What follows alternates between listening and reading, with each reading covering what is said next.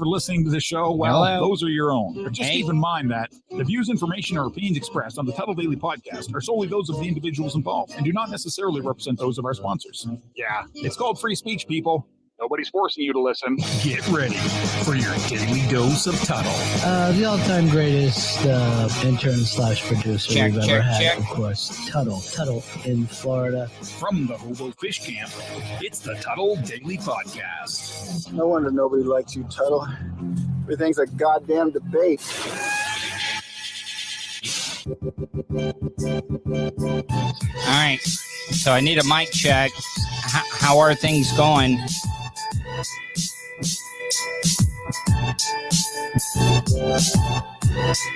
I think I sound pretty good. Yeah, so thank you. Willie Cogley comes in, says, all good. All right. My good friend Ian Hanna, he's been supporting the show for a really, really long time. Sounds nerdish. Fish on J, sounding good, Pat. You know, I've had to actually start the show, then log out of the browser, then log back in. That is what I've had to do. Oh, look at that. Iggy T is in early. How are you, Iggy? I mean, you're becoming a Chad's favorite, Iggy. Everybody, look at Fish on J. Fish on J. Hey, Iggy, how you feeling? How's it feel, Iggy, that you have? Yeah, Willie, I am using OBS, and I'm having to do that. How did you know that, by the way? I am using OBS. Yeah, I mean, I don't know what it is, but I'm just having to do what I gotta do. If you want to, I'm sorry that I'm a little off, because the first thing I wanted to get into is not like something that I particularly wanted to get into. But if you would like to reach out, I love a lot of, engagement.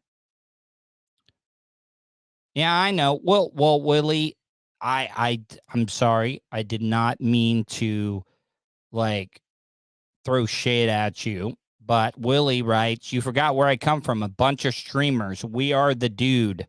Legion of dude. You know what? I've been doing this content since the beginning of 2020, and I gotta say, the Legion of Dude, I could not have been lucky enough that the Legion of Dude decided to pick my stream and try to raid my show on a Friday night. It's been one of the best things. I mean, they are very, very loyal. And I do apologize that I didn't jump on Friday to hang out with you guys. I really, really feel bad, but I had a lot of stuff going on. And that kind of leads me into my first topic. I had to turn off my Facebook memories. Sometimes Facebook memories are good, and then sometimes they are just a big kick in the balls. It's just like a NFL kicker lining up. Your crotch is right there lined up. He's about to kick a 60-yard field goal, and he kicks you right in the nuts. That is what Facebook memories are sometimes.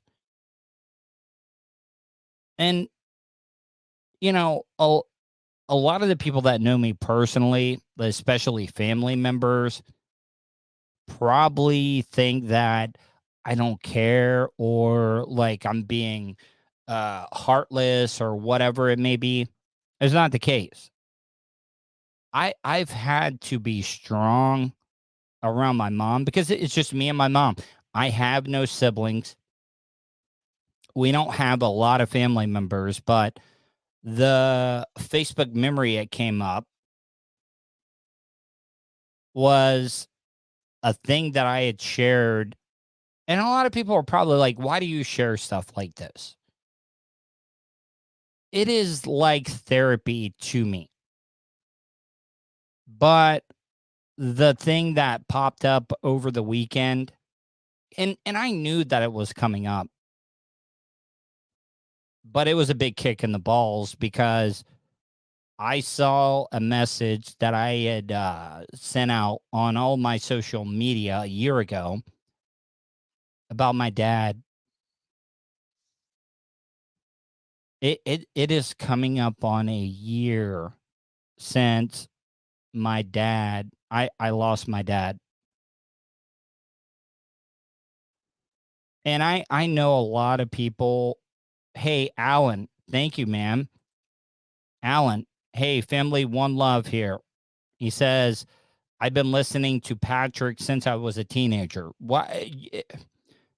One, that makes me feel really old. And number two, that is one of the kindest things that somebody can say to me. Thank you, Alan. I really, and I know he says no troll here, and I know that. But it has been a year since I lost my dad. And thank you, Willie. Willie Cogley writes, my condolences, man. My condolences. May your dad. I'm sorry, because I'm starting to get a lot of tears and stuff. But yeah, man, because my dad, we still do not know exactly what happened, but towards the end, my dad really was not making a lot of sense. And I'm not saying anything bad about him or whatever, but the message that came up on Facebook Memories just broke my heart. Because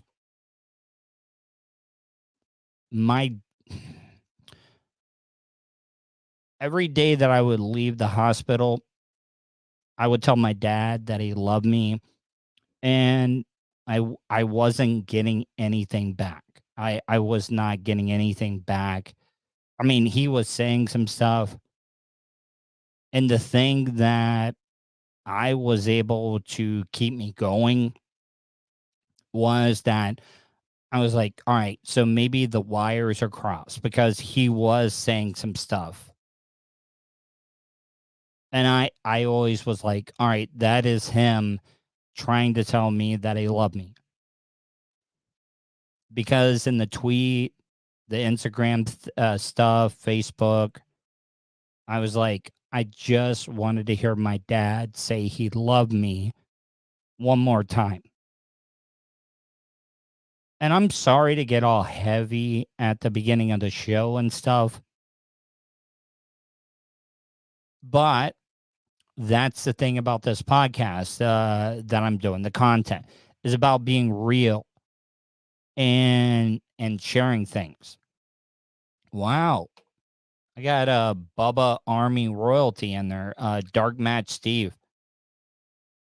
You know, Dark Match Steve is, in my opinion, a very, very talented guy. For a listener and stuff to be able to come on and do stuff on Bubba's show, that takes a lot of time. You know, Fish on Jay, he's a good friend of mine, and this means a lot. What Fish on Jay just wrote. It was an honor to break bread and have beers with him. Cheers to Mr. Wayne Fowler. So I don't want you guys to think that the beginning of the show is going to be a downer and stuff, but I just wanted to share with you. You know, a lot of you guys still have your loved ones around. You may have siblings, which I do not have. I'm not close with other family members and stuff. So I'm gonna be on my own and everything when I lose my mom and stuff. So I've had to be strong in front of her. And you know what really makes me feel bad is that I think she thinks that I'm being heartless or I don't care, but I do care. I really, really do care. And the only thing that I can tell my mom is that my dad was not afraid of death. Because you got to realize that my mom has gone through a lot of health problems. She has been cancer numerous times. She's had a lot of other health issues and stuff. And the one thing that my dad always said that, you know, it's something that's always going to happen to everyone. It's the one thing that every human being on the face of the planet has in common. You know, fuck all this racism, religion, all that bullshit that separates us. My dad, and Drew Garabo used to say that all the time. The one thing that the one common denominator that we all have in common is that we're all going to die one day. My dad was not afraid of dying. And the one thing that I tell my mom, Dad was not afraid of dying. And Fish on Jay is in here. Fish on Jay can attest to this. My dad was the type of person that he would not want us to be sad. He would not want us to be sad. And that is the only thing that keeps me going. Not completely breaking down. And you know what the sad thing is? Is my dad's birthday happened while he was in the hospital. My dad's birthday happened while he was in the hospital before he went to hospice. And it sucked. It sucked celebrating my dad's last birthday in a hospital where I don't even know if he knew what was going on. So, anyways, I'm sorry. I apologize that I started off the show on like a Debbie Downer type moment. But I promise you, I got a great show lined up. And I also think that it is part of what I do. I think it's a part of what I do to share what's going on in my life. Because everything that I want to do is to be able to entertain you guys. to be able to entertain you and help you get through hard times, to get your mind off of your problems. But I also think that sometimes when you're doing stuff like this, that you need to share what you're going through. Because there could be one single person. A lot of people ask me, why did I share? I'm sorry, guys. Why did I share me trying to kill myself after like mere hours after I did it when I went into the Bubba the Love Sponge show? I shared it because, one, I wanted to make sure that people knew what I tried to do to hold me accountable in case I tried to do it again. And number two was to, if there was one audience member out there that was listening to the show that maybe might be going through what I did or what I was going through, and it could help them. That is the only reason. That is the only reason why I talked about it. And to be honest, after I talked about it, I wish that I wouldn't have talked about it, because I had to spend the worst 11 days of my life in the mental institution. It was horrible. It was horrible. And it was so horrible that it made me change my life. Wow, that really means a lot, Iggy. Iggy writes, your dad raised a wonderful, kind human.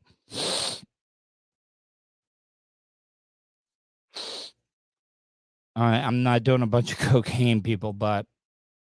And Willie writes, you're a good human, T. All right, so I do have an interview coming up at 7:30, but I did want to get into, law enforcement gets a bad rap. Everybody thinks that they are just racist or, they're profiling people and stuff. But I got to tell you, this story apartment that complex happened in Orange County. And a lot of people are going to say, oh, it's his job and stuff. Oh, why is this such a big story? There was an apartment fire in Orange County that the fire department had not shown up yet. And there was a mother and a baby on the third floor of this apartment building. And this Orange County sheriff's officer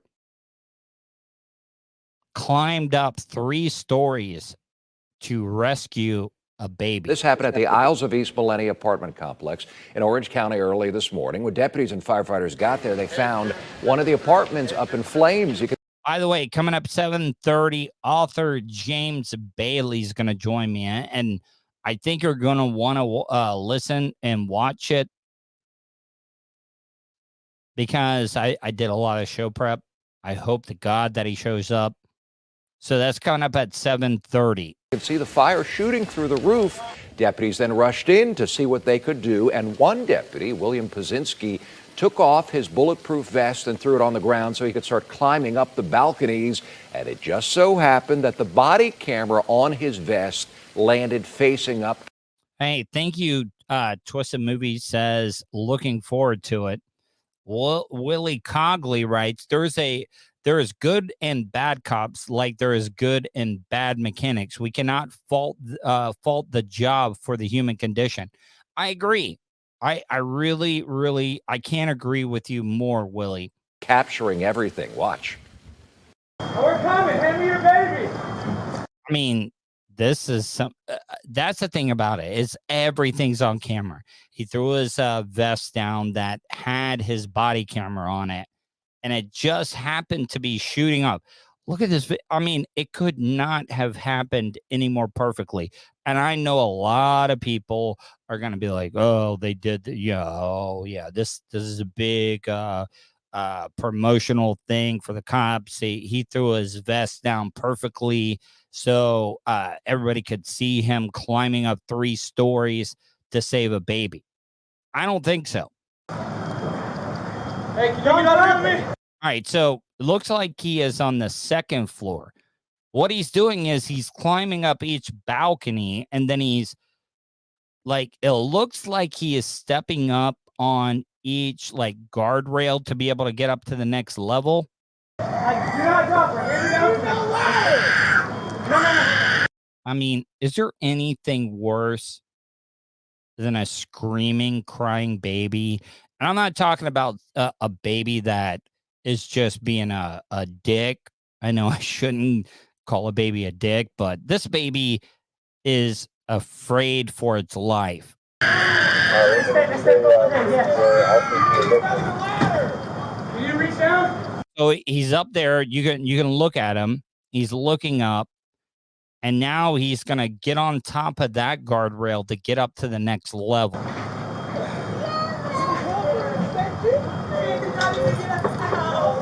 And a lot of people are going to say, oh, he's just doing his job. You know, a lot of people. No, I'm sorry. We're all human beings. I don't care what your job is, even if it is to protect and serve. But this guy is not a firefighter. He is law enforcement. And the fire department was not. He climbed up there.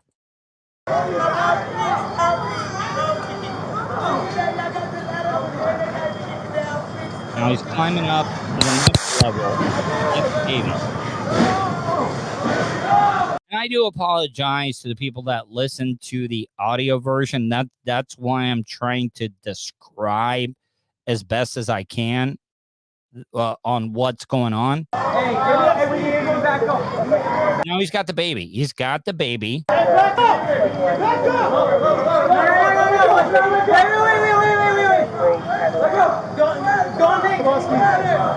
Oh, by the way, hold on. What did Alan say? Do you think we're going to get a Mod Podge of firefighters and police officers that are going to try to get clout? You know what? This guy, I think he deserves it. Sorry. I know a lot of people want to say that he's just doing his job. But would you say the same thing about a soldier? You guys know that my producer is a Marine. He's still in the military and stuff. But what I'm trying to say though is that I know that it's her job. That's what they're getting paid for. But there's a lot of people that are just ordinary, everyday Americans that would not do this. You need a bigger ladder! Please get me. He's got the baby. Grab this baby. He's dropping the baby down to the next level. Amazing. The sheriff's office tells us. By the way, I'll tell you an interesting story. Eric Von Aken, when I first started dating my wife, hell, I think this might have been before we were even engaged. Eric Von Aken, my wife worked she was a paralegal at a lawyer's office, and they had a gym that they could all work at. Eric Von Aken used to work out with my wife. My wife would always say, and it was always a running joke. I don't know. Look, nothing happened, but it used to be a running joke that was like, oh, you see, Eric Von Aken is on the news right now, your workout buddy. But Eric Von Aken is the anchor reporting this story about this amazing rescue that this Orange County sheriff climbed up 3 stories to save this baby. The deputies passed the baby all the way back down to the ground safely. Then they got the mom down using a ladder. News 6's Amanda Castro talked to that deputy right afterwards, and she has a closer look at that fire that damaged 20 apartments. Flames ripping through the roof of this building at the Isles at East Millennia Apartments early Saturday morning. Not far away, Orange County Sheriff's Deputy William Pazin. I'm telling you right now, if I live on the third story, and maybe this kind of fits into the interview that I got coming up at 7:30 about OCD or overthinking things. Because if I lived on the third story, bet your ass I'm going to have enough rope to be able to hang off the side of the balcony for my ass to be able to climb down. Didn't we all think that after September 11th?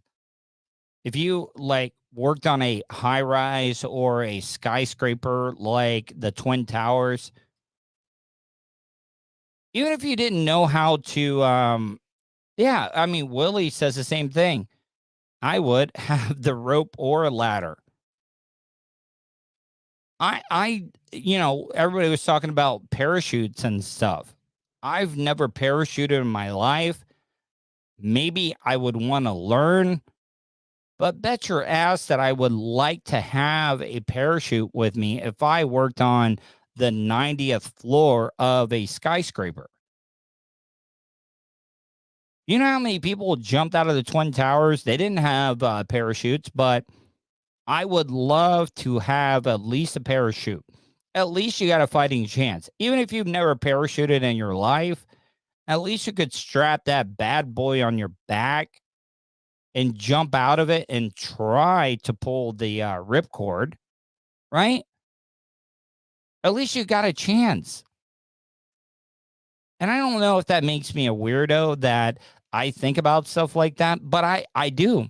Pazin was patrolling when he got the call about the 2-alarm fire. When we got here, we saw the building fully engulfed. Alan says, I agree. There was chaos everywhere. He says he saw families trapped on each floor of the 3-story building, hanging on the balconies. And then he heard a baby screaming. And then I saw on the third balcony, there was a 1-year-old baby. By the way, look at this. How old do you think this kid is? Got to be in his 20s, maybe early 20s, mid 20s. And if you're wanting to stretch it, he's definitely in his 20s, no matter what. And this guy, how many 20-year-olds, if you want to give you, he's just doing his job. How many 20-year-olds, I don't care what their job is, would climb out 3 stories to save a baby? I mean, Willie agrees with me. Willie says early to mid 20s, possibly right out of high school. Good polish, man. Fish on J says, you're in shape, Pat. You could crawl Willie down the mother effer. Maybe. I mean, maybe you're right. Alan says life has become humble. You can see it in his eyes. So don't give me any of this bullshit that it's just his job. And you know what? Fish on J nailed it. I bet someone fell asleep with a Newport in their mouth and caused a fire. Probably. That's why you want to have a rope. I know 3 stories, a parachute wouldn't do any good. That's why I said have a rope so you can crawl down. That the mom was trying to get over.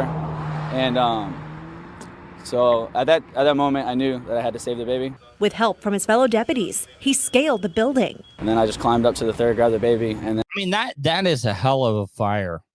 That is no pussy ass fire. And again, that's when I handed the baby down to my partners. And then they also helped me down. Blue meanies. Afterwards, when the mom came and found me, she actually gave me a hug, so it was rewarding. As Pazin was rescuing the baby, Orange County Fire Rescue arrived on scene. I'm being from watching this guy's interview, he looks uncomfortable being on video. He probably does not want to even be on camera. He probably seems like the type of guy that doesn't want to be on camera. But with all the bad publicity and stuff that law enforcement are getting, They're like, hey, man, I know that you don't want to be, but this is good for us. I know a lot of people hate cops.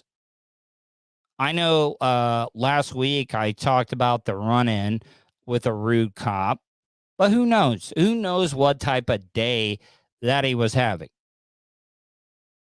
But I think this is good for community relations. But that's the point that it's come to. Firefighters saving 7 more people trapped in the building. They threw ladders to the building, and they were able to get everybody out safely.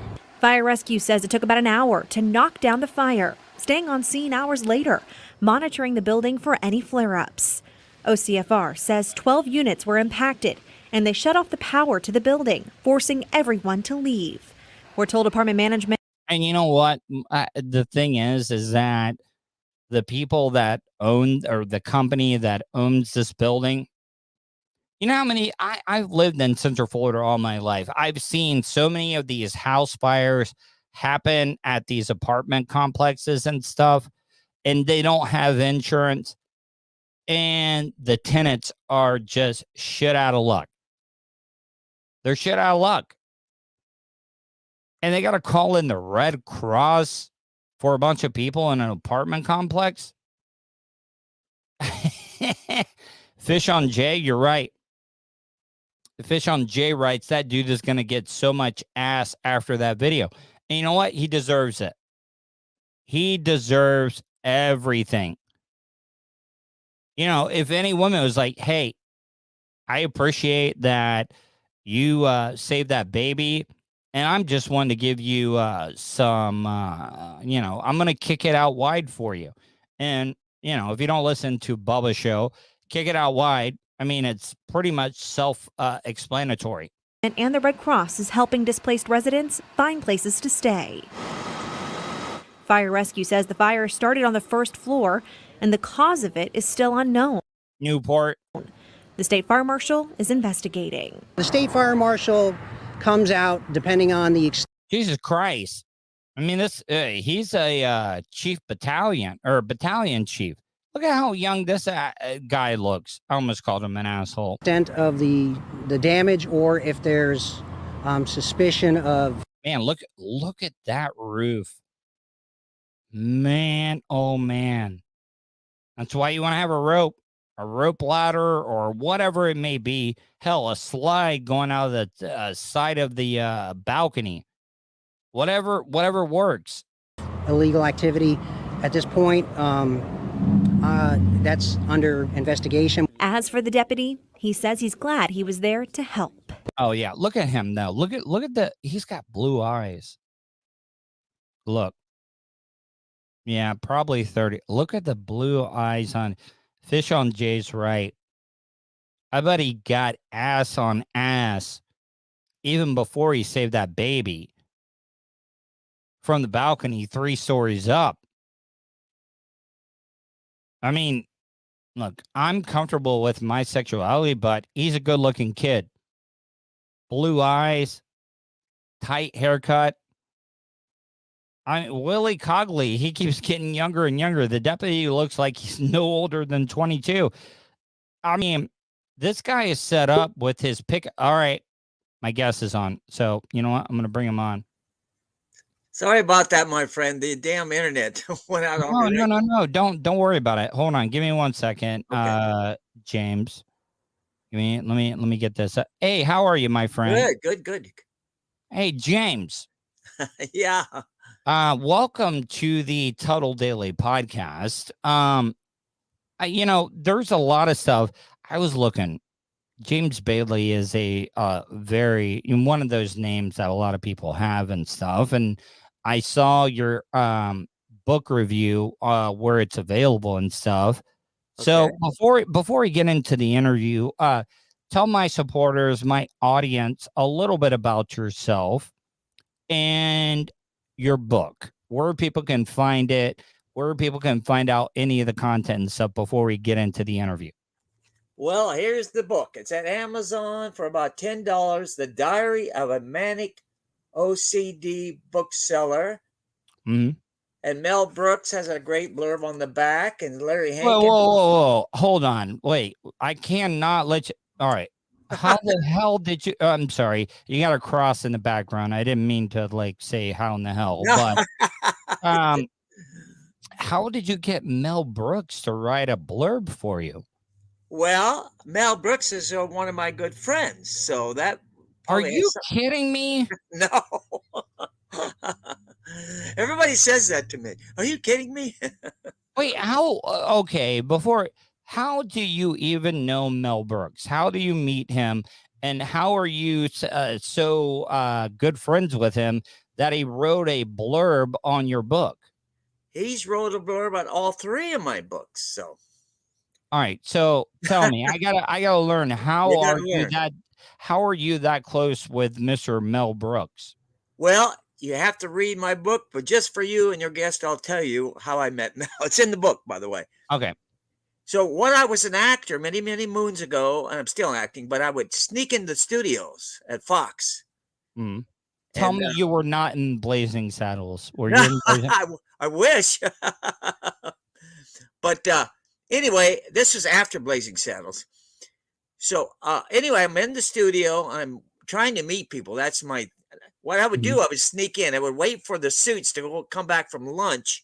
And I would get in line with him and ask them the time. So the guards assumed I was with that group.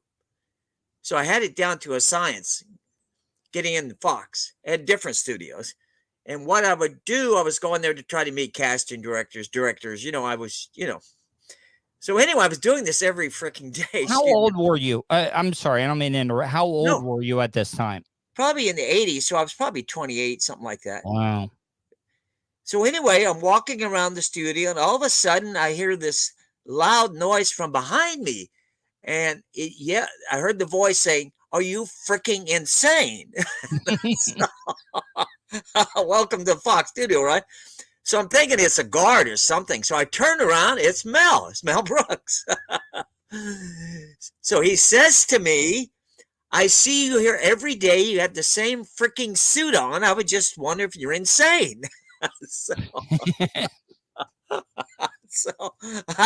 Well, I might be insane, but yeah, I told him. I love you already, by the way. I really, really do. Just your laughter. I'm insane as well, too. Oh, good. So is Mel, in a way. He's a comedy genius, but of course, he's insane in a different way than me. Yeah. So anyway, so this is wild, and he said, "I don't want you to get in trouble. I notice you. If I notice you, security's going to notice you, right? Because I'm doing this." So I said, "Okay, I won't do this anymore, blah, blah, blah." Of course, I didn't listen to him. As soon as he left, I started doing what I was doing, So true story, I had an audition for Charlie's Angels the next day. But really? I didn't know it. I just got that, and I had a legitimate pass to get in Fox. So I thought, well, Fox is a big studio. I'll never see Mel, So I'm walking in the studio, and guess who comes driving by in his Rolls Royce? Oh. Mel. Oh. Wait, he's driving a Rolls Royce? I mean, that is... I mean, yeah, if anybody's going to be driving a Rolls, it's definitely Mel Brooks. So anyway, he sees me, and I thought, oh, no. And he starts shaking his head like, oh, Jesus, not him again. That kind of deal, Mm-hmm. So I go running over there. I go, "Mel, I'm legit. I got a pass, man, blah, blah, blah." He goes, "All right, well, tuck your freaking shirt in." So that was the beginning of our friendship. Now, when Mel rolls up in a Rolls Royce, does he have an entourage with him? No, he's just by himself. Mel is the man. He makes decisions. He's a solo actor. All right, so how was Hollywood back in that time? That is the golden age of movies. You had the 70s, 80s, right. And then it started. How was that? Okay, because you see so many of these actors, so-called the struggling actors and stuff. I fit that bill. how when you go there, because you'll meet a waitress or a waiter, and they're all actors. Because I had to do the same thing in radio. When I first started radio, I was an intern, and then I became part-time, but I had to work another job to make ends meet. How hard was that? Like, what other jobs and stuff were you working at the time when you were trying to be an actor? Well, every lousy job you can think of, but one of the jobs I had for almost 2 years, I was the head doorman at the Chinese Theater on Hollywood Boulevard. Are you kidding me? No. You might be one of the most interesting guests that I've had on since the beginning of the live stream. I've been doing the audio podcast, and I want to thank you for coming on the show. Oh, sure. Like I'm always grateful when anybody takes the time, and you showed up like, pretty much right on time and everything. But like, how was Hollywood back then though? You're working at the Chinese Theater. Was there a lot of crime, a lot of drugs, Yeah. like Hollywood's really a lot of street people, homeless people. It was not like it is today. I mean, it was pretty wacky out there, So, and by the way, I told Mel I was doing your show, and he said you better buy my book. So. Well, well, you know what though? Then I'm gonna. Now, I always ask this people, authors when they come on, audio book version of your book or no? No, I'm more in the book. To me, is more like a painting. You got the book in your hand. That's my philosophy on books. But if you were going to do an audio version of the book, would you voice it yourself?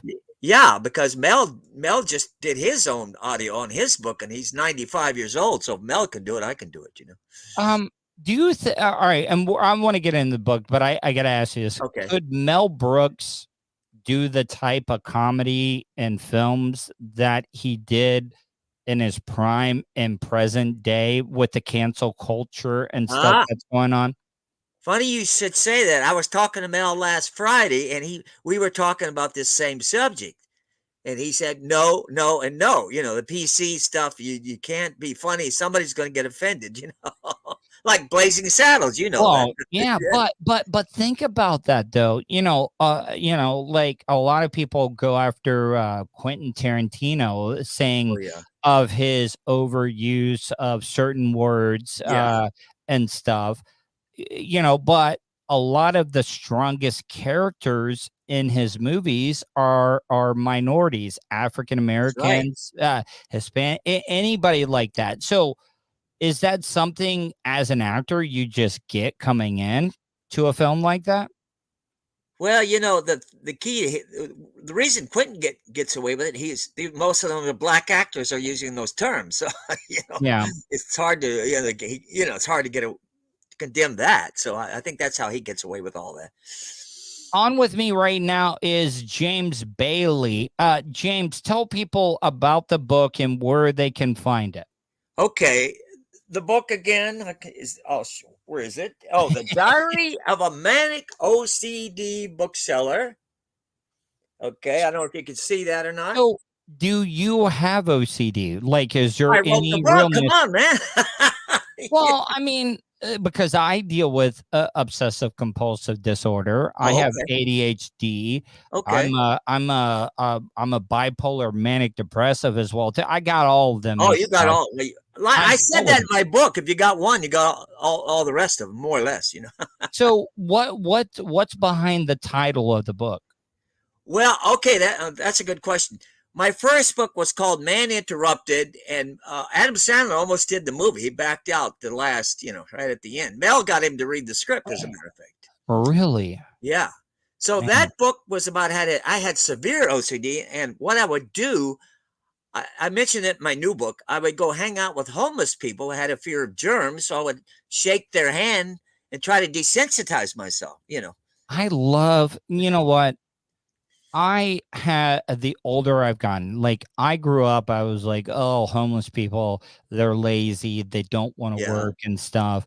And I've come to find out because I spent a lot of time in the, I spent 11 days in an institution. Oh, wow. You got a book in you, my friend.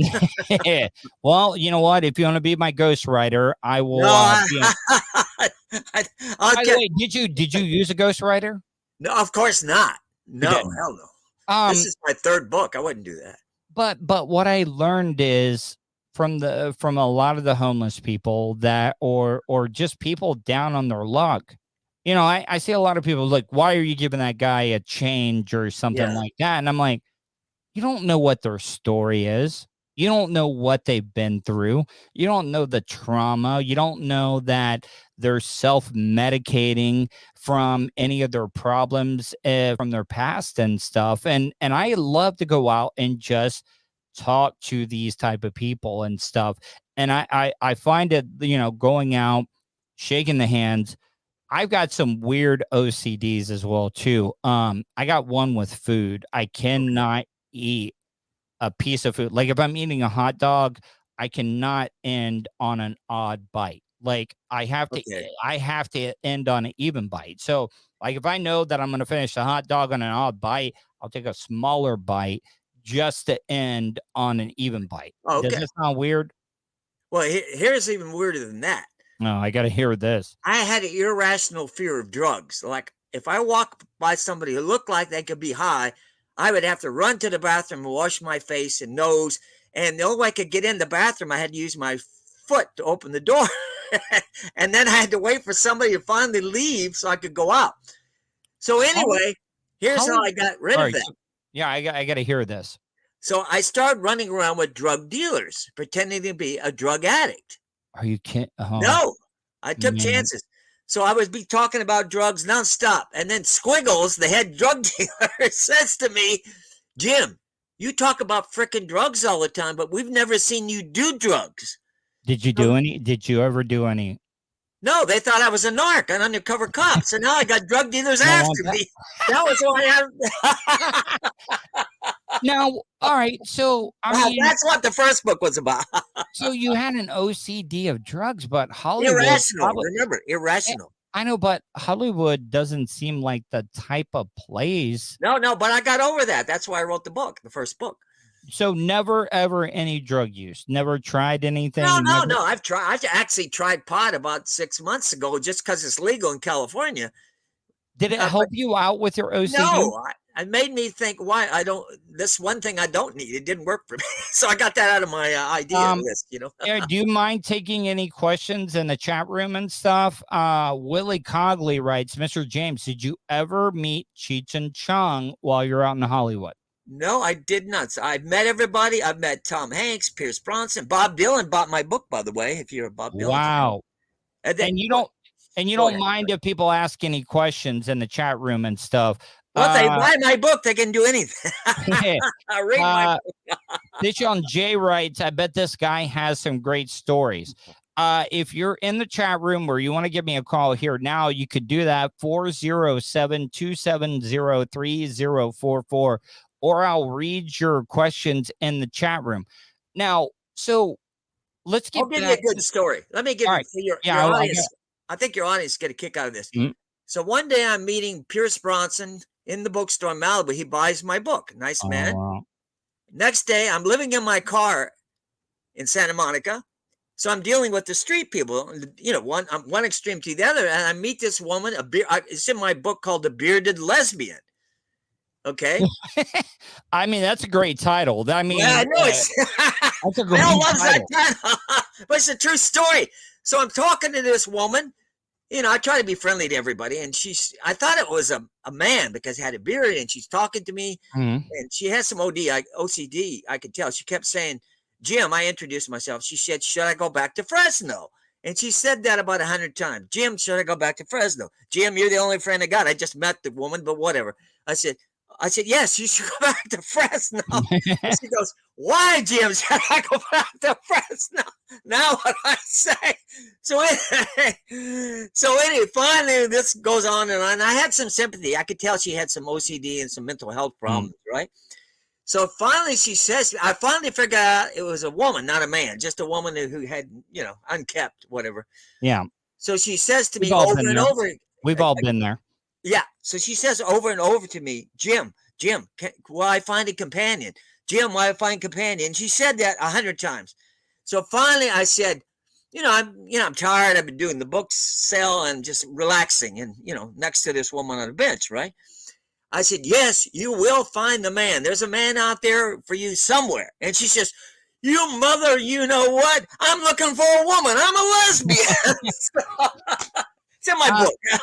Now, James, somebody asked a question. What is the hottest? Well, who's the hottest piece of tail from your days in the Hollywood? What? I don't know if he meant like ones that you've maybe been with personally or ones you've met.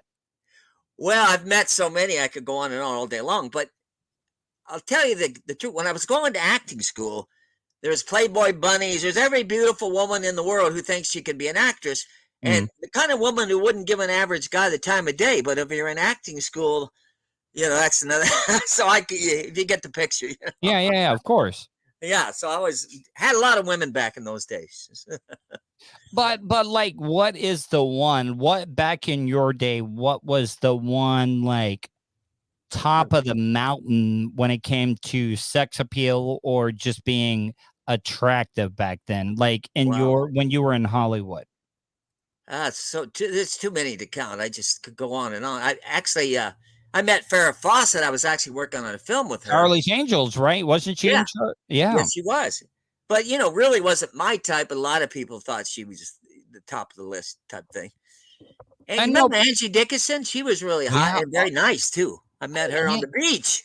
Really? You did? Yeah. Oh, wow. That is. Yeah, did you ever? I know that this is going to be a weird question. Everybody, what part of California were you living in at the time? Well, I started out in Hollyweird. So then I worked my way to Santa Monica. That's what every actor wants to do. Work your way west. Get away from the bizarreness of Hollywood if you can, Yeah. Where did you grow up at, James? Well, my parents were divorced, so I grew up everywhere. Louisiana for a while, Minnesota for a while. How was that coming from the southeast of the United States over to the West Coast? Because everybody has an idea regionally. Like, I was at one time married to a woman from New Jersey, and a lot of people from the Northeast looked down on people from the South, and I could almost think and almost bet that people from California would be like, "Oh, this guy's from Louisiana." Yeah. Did you have the accent? Did you have that Cajun accent at any time or no? Yeah. Well, yeah. Yeah, I was a little naive. I mean, nothing against gay people. I just got to Hollywood. I'm staying at the YMCA. I'm broke. And some guy's knocking on my door and he's gay. And of course, coming from a small town, Louisiana, I was like, what the hell are you knocking on my freaking door for? But now, you live in LA, you change your views on people and, What is the message behind the book? Like, when you write a book and stuff, like you're wanting to tell a story, you're wanting to, send out a message. What is the message in a couple of words about the book? Well, other than it's funny because you could tell by I got all kinds of stories like the bearded. I could sit here and talk to you forever, Mr. James. How much time we got? I'll try to squeeze all this in. No, I'm being dead ass serious. Like, I could sit here and talk to you forever and stuff, but like maybe I'm wrong. Maybe I'm just asking too much of a deep question, trying to be a good interviewer. Maybe you're just trying to entertain people with your book and stuff, and we can just entertain people with our conversation right now. Okay. Well, actually, Simon Schuster said I should get my book to Netflix, like it would make a good series. But so acting is really my thing now. I just sent a script to HBO. And Larry Hankin is a good friend of mine, and Charlie Gillespie, he's an up-and-coming star. So they're kind of attached to the movie. So if all this goes through, acting is my thing now. So that's my final. Man, I want to see you blow up as much as possible. Like, seriously. Fish on Dre writes, James, did you have any beef or with any other celebrities? Yes. Or have you heard any bad stories? No, I've had just a-hole celebrities. I've met so many. Well, what I was doing, I was going to Malibu every day because I had my book in the bookstore. Mm-hmm. So that's how I met Pierce Bronson. I met Matthew McConaughey. I could go on and on with that. But the only guy this is in my book. I got a chapter called Jeff Bridges. One of the bridge. Yes. Okay, I got to hear this. Well, I actually liked his dad. I met his dad just by chance 100 million Was years it Bo? Was Bo the dad or No, or the brother? Lloyd. Lloyd. Okay, I got you. So this is crazy. I'm driving to Malibu. I pull in a car. I'm next to Jeff by accident on the Pacific Coast Freeway, next to him. Mm-hmm. So I'm thinking of Jeff. At this time, I didn't have a movie option, which I later did. But at this time, that's why I gave my book McConaughey, and people like that. I thought, well, maybe they'll read the book and they'll see a movie. So I was, I was giving them away at that time in Malibu. Some of the people. So I saw Bridges and I yelled at him. I said, "Hey, I'm a big fan of your dad. He's a real nice man." And he wasn't very, he was kind of standoffish. So I said, "I want to give you my book." And he says, "Well, he said, you're in traffic. You'll get run over." We're in traffic on the highway. But of course, I'm a little crazy anyway. So I jumped out of my car and threw the book through his window. So there, I don't know if you call that a beef, but who was the one guy when you're still in Hollywood and stuff? Yeah. But like, what is the one guy that could get any woman that he wanted? Oh boy, the biggest ladies, man. The one I guess McConaughey, but he's married, so Matthew McConaughey. He is such an interesting character. Yeah, he's a nice man. I met him and gave him my book, and he was very nice to me. But now Mel told me this later. Mel says, "Jim, you could give your book to Matthew McConaughey's and all these type people," which I did. Tom Hanks, I gave him a book. He said, "But they're not going to read it because you're giving it to them free, and they get stuff from the agents to read for scripts. They're just going to throw it in the trash." So, yeah. Willie Cogley writes, "Mr. James, what was the fastest car you have ever owned?" Hey, I had a Gran Torino. It was an old one, but it was pretty damn fast. Yeah. Driving around there, they got some pretty iconic highways and stuff. You were talking about the Pacific Coast Highway and stuff. Was it traffic really, really bad back in the day when you were there? Because everybody talks about how horrible the California traffic is. Well, I tell you the truth. When I get to LA, I bus everywhere because once you park, really, if you move your car, you're never going to find a parking spot. And number two, I like meeting people on the bus. I talk them into buying my book. So I just go from one bus. Here's what I actually did. This is in the book. I would go to one bookstore. I would meet somebody. "Oh, I never met an author before." "Well, I'll autograph it if you buy the book." So they'll buy the book. I'll meet another person. Wait, so you're selling it like you're a door-to-door salesman? Like you keep books on you, and you'll no. Do you keep change and stuff on you? Like That's part of the store. I'm doing the store a favor, really. I mean, even though they don't, once you talk to customers, probably like I did, but I would sell. Like Mel would say, "Jim, you got to leave 1 or 2 books in the store. It's good for your ego," even though I was selling like crazy. So I walk out the store, I get on the bus, and my OCD would kick in. I said, "Well, I got to go. So I sell all of them. I can't stop till I sell all of them." So I go back to the books, sell them all, get on the bus, go to another bookstore. So it's pretty crazy. It's all in the book, So. Now, James, so, all right. Did you, back, I had mentioned Quentin Tarantino. Did you, everybody said Once Upon a Time in Hollywood was like his love letter to California and Hollywood and the movie industry. Did you watch that movie? Yes, I did. I really liked that movie. What did you think? Did you ever have a chance? Because one of the big controversies about the movie was that the family of Bruce Lee was kind of upset about the way he was portrayed. Did you ever know anybody that was around Bruce Lee? Any Bruce Lee stories or anything like that? But you got to take that. You know what I really liked about the movie? It had Joe Namath. Remember in the movie theater? Yeah. Yeah. See, I like that kind of. That's why I like Tarantino. He does stuff like that. Namath. He, being an athlete, and he had the swagger. He wore the fur coat. I bet he got a lot of the ladies back in the day. Are you kidding me? He was the man. Ever married, James? No. I got close once, but no. So never any interest. Like, what's the closest? Like, I mean, did you ever have one true love meeting somebody out in California? to be honest, I had a lot of issues. Like I've been following that Johnny Depp trial, by the way. What do you think about that? The Johnny Depp trial. Like, well, can a woman be abusive to a man? Honest opinion.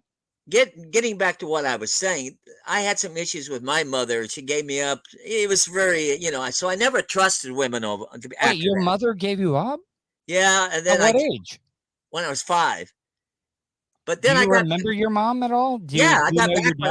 I got back when I was about 13, but the damage was done. I didn't trust women, and I think that's why I never got married. I always had, issues about, like Depp was saying, he had some issues with his mother, and I think that led to his drinking or whatever he was saying. So any animosity towards your mom? Oh yeah. Of course you would have. Why did you give me? I'm not. I didn't mean that as a callous question or anything, but it's just. I'm sorry. Hopefully I didn't offend you by asking that. But what about your dad? Did you ever meet your dad? Well, I know you better than I knew him, so that tells you something. Really?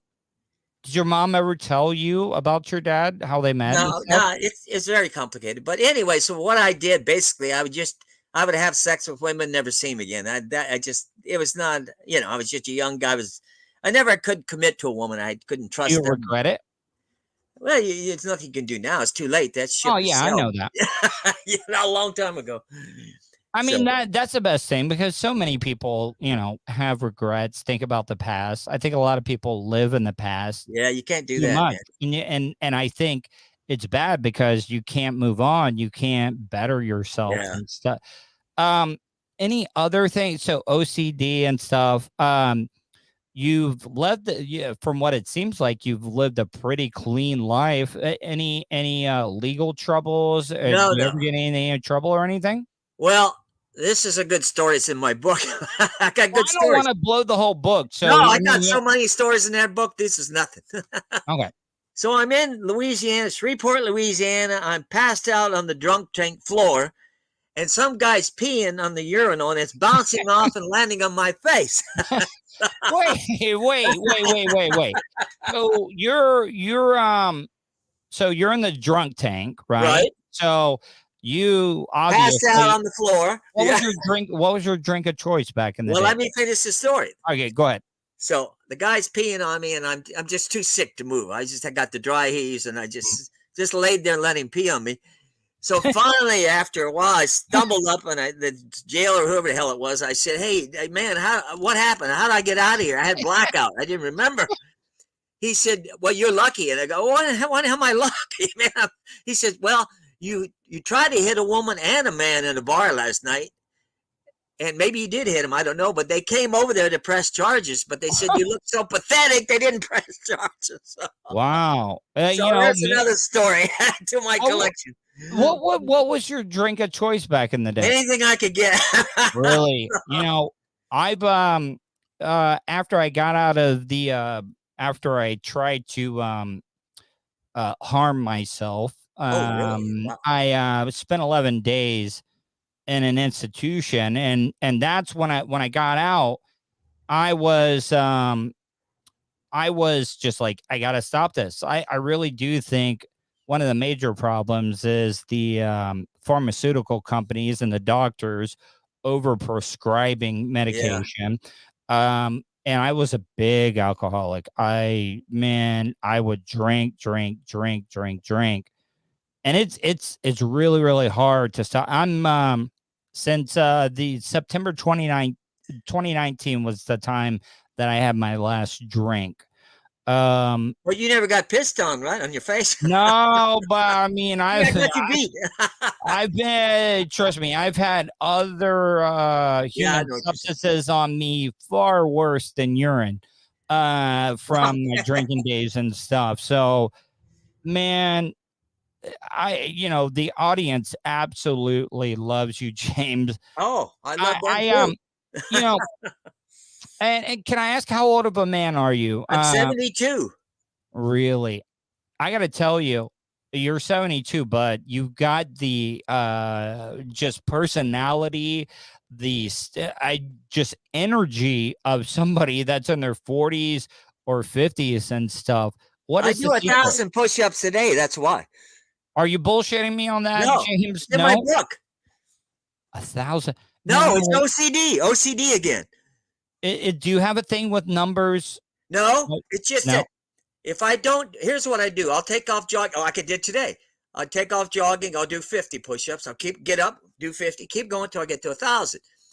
But what it does, it gets rid of my anxiety. I have no choice. It gets rid of my depression. So I have no choice. So have you ever, like, because I've been there, like, and you don't have to answer this because it is a personal question. Have you ever, like, contemplating, like, has your depression ever gotten so bad where you've contemplating, I tried it. You did. It's in my first book.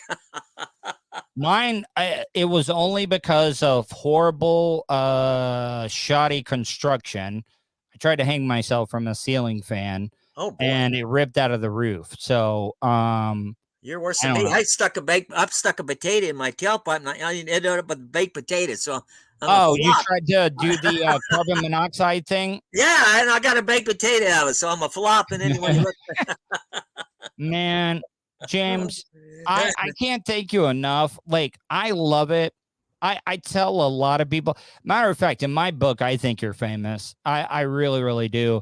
But like I tell a lot of people, I just like to talk to people that have interesting stories because there's so many of these celebrities and stuff that you could talk to, and they're not going to tell you the truth. They're not going to be open as much as you are. Have you ever found that your openness maybe has ruined relationships, friendships? Yeah. Yeah, it has, because Larry Hankin, the actor. What was he in? It sounds familiar. Larry Hankin, he was on Friends and Seinfeld. Yes, yep. I know exactly who you're He's one of my best friends, and he's real. Well, anyway, we have different political. So I just say to Larry, we're gonna have to agree to disagree. I don't want to. I'm not going to change your mind. You're not going to. So anyway, that happened. So I tried not to get into politics and none of that kind of, Yeah, I mean, it is. I really don't think any of the politicians have our best Hey, interest. Willie, I love you. Yeah, Willie says Mr. James is a dude. I like Willie. James, so so at 72, do you ever intend on slowing down, or are you just going to keep going? Because I got to tell you, you got way more energy than I even do at the age of 42. Well, here's the deal. I got this great script called Lone Wolf, and HBO is looking at it, anonymous content. So I want to act in this movie. I'm not going to sell unless I act in it. That's my thing. You need to hold strong on that. I wrote a great part for myself. What are some of the shows you're watching right now, James, that you're really, really liking? Because Roots,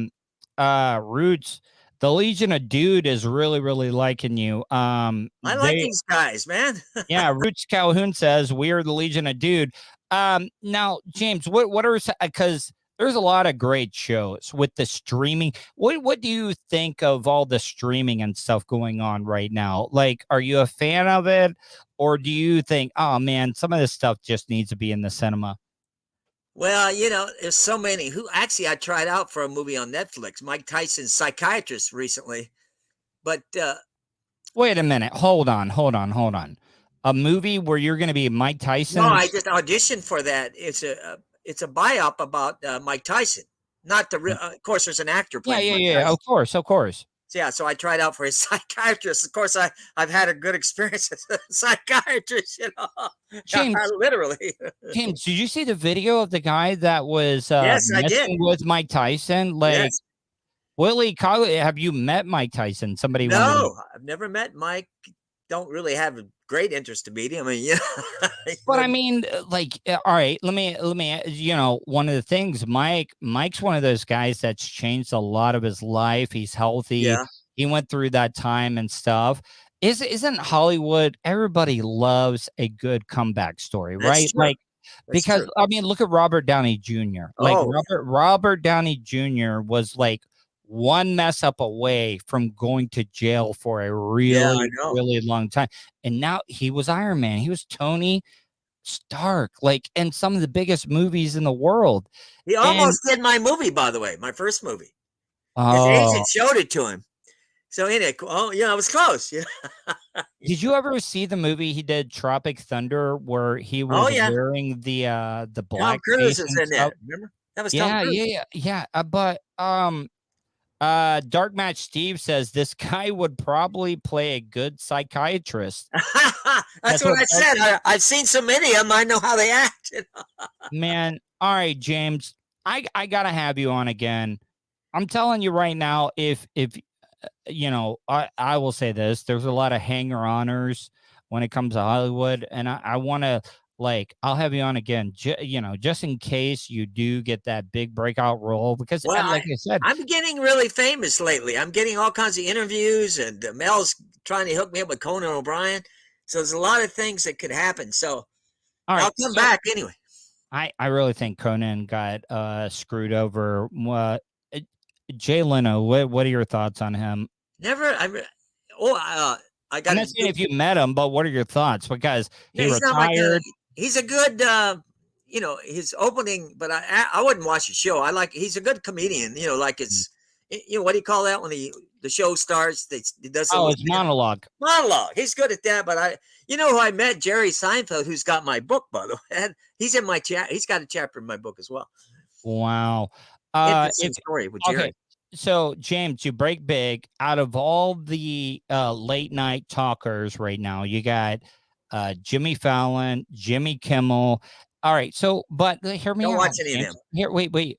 But if you had to choose, you're breaking out big. You got your first movie role. You got Fallon, Kimmel, and Colbert. What show do you go on if you had your choice? David Spade. It's the only show I would go on. Yeah. Of course, I'm saying all this bullshit, but if they said, "Gee, you got a movie you got to plug," you know I'd jump on them. Hypocrite. Yeah. All right, James, before I let you go, tell my audience once again. Yeah. I hope you get my book now. You better get my book and email me and show me. I'm going to show Mel if you don't. All right. Well, no, I'm gonna buy the book and I'm gonna read it for real. $10. What? $10? Why? Yeah. Why that price point? I wanted to make it as cheap as I could because I'm not, the money is not the deal. I just want people to read the freaking book. You know. How many pages? Quick read? About 240. It's an easy read. You know, I mean, it's very interesting though. I think, you know, Mel wouldn't have put his name on the back, right? But James, you got to do an audiobook. I'm telling you. Yeah, that's in the back of my head. You got to do it, man, because you are such a character that I think it would blow up. You're reading it with your personality and stuff. Seriously. I'll give it some. Let me give you my email in case somebody wants to email me. Well, do you feel comfortable giving it out? I got about 10 of them, so I give out the 10th one. Here, Roots Calhoun says, "I'm buying the damn thing." Roots, you're my kind of guy. He is. Do you feel comfortable if people want to reach out? Do you want to give your email out to them? How can you got some nice people on here? How can people contact you? James Jimmy 122 at yahoo.com. Well, what's the significance? OCD. What's 122? Any significance? No reason. I just thought maybe there was a 121. I don't know. I don't know. All right, James, man, I got to tell you. I've been doing the live stream. I've been doing the audio podcast since the beginning of the pandemic and stuff. You got Corona yet? Yeah, I've had it a couple times actually. Really? I mean, I didn't get tested, but I just assumed I got it. Do you think it was a lot of hype? Yes. All right. I mean, that's. I mean, at your age, if you're catching it. And Corona didn't, you know what? Corona probably got in your body and they were like, you know what? This guy's too crazy for me. I can't be in here. And they the COVID just jumped right out of your body. It was like, yeah, I can't do this. Well, it seems like everybody I got vaccinated got it anyway. So I don't know what to do. I did too.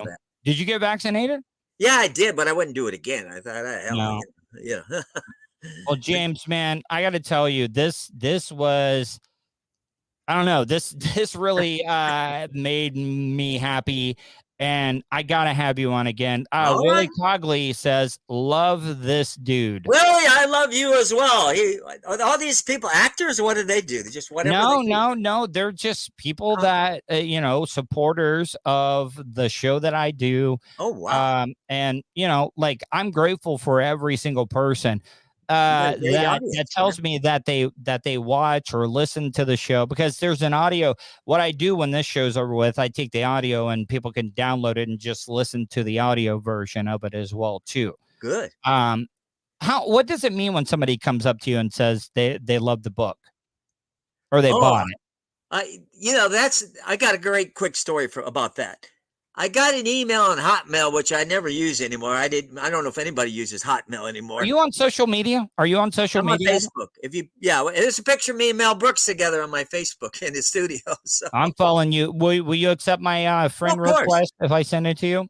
Yeah, if you go to Google, I don't know what the deal is. Go to James Bailey, author, Man Interrupted, Facebook. I think you'll see me and Mel or something. All right. But anyway, quick story.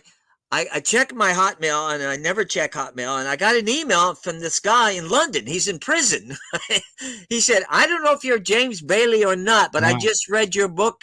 It's in the prison library in London, England. But if you are James Bailey, I loved your freaking books. There you go. Have you ever been to an audience, right? Yeah. Have you? Well, I just watched a movie about a United Kingdom prisoner, Bronson, Tom Hardy. Do you like any of the Tom Hardy movies? Oh, he's great. That guy. Yeah. I just got done watching Peaky Blinders as well. I really, really enjoyed that. But he did a movie about a very famous convict over in the United Kingdom called Bronson.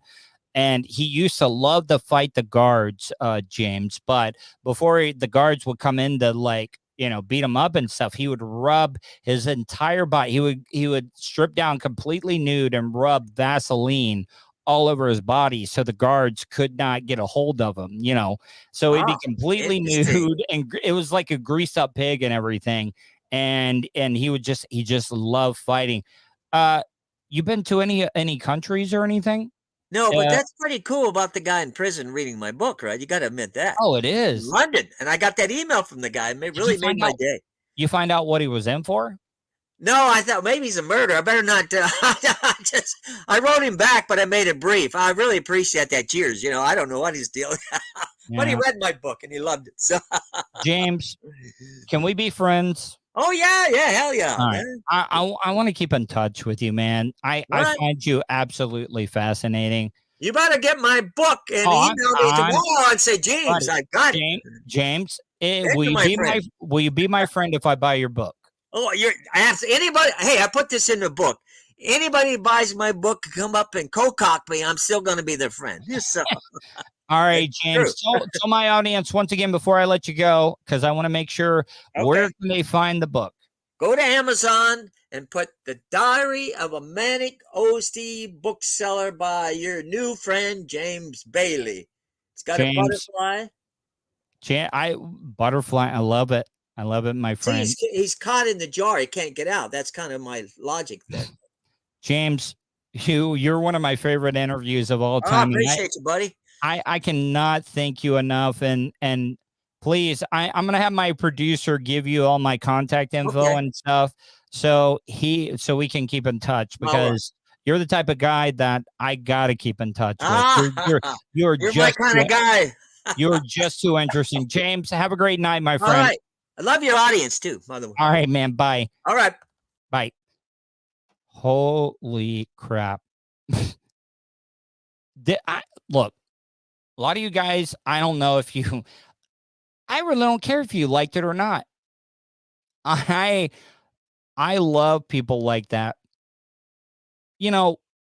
I've noticed, since my mom moved to this new place, I think James would be interesting no matter how old he is. But I think a lot of younger people do not appreciate the older generation. Do you know how much wisdom and just great stories you can hear from the older generation? I know that I went really, really long with that interview, and maybe you guys didn't like it, but at this point, I enjoyed it. I loved it. Hopefully, you guys did too. So I'm going to get out of here. Willie Cogley, that old man slings more. Willie, Willie, I think he might have been being a little like, I don't know. I bet he got a lot of ass. I'm just telling you guys right now, if you get a chance just to sit down with an older person, because I think a lot of people take older people for granted. And I've learned that. I have learned to appreciate the older generation more, because they're going to be able to teach you life lessons, not stuff that you're going to learn in a textbook or anything like that. And that's why I absolutely enjoyed that interview. All right, guys, I'm going to get out of here. If you're listening to this audio version, make sure you subscribe on the numerous platforms that I'm on to catch the live show: Twitch, YouTube, Facebook, Twitter. If you want to catch the audio version of this, the audio version is available on all podcasting platforms: iHeartRadio, Spotify, iTunes Podcast, 315live.com. Thanks to Matt Mayesher and TuneIn Radio. I appreciate all of the support you guys give me. I hope you guys have a great night. Hope you guys stay safe, and I'll talk to you tomorrow.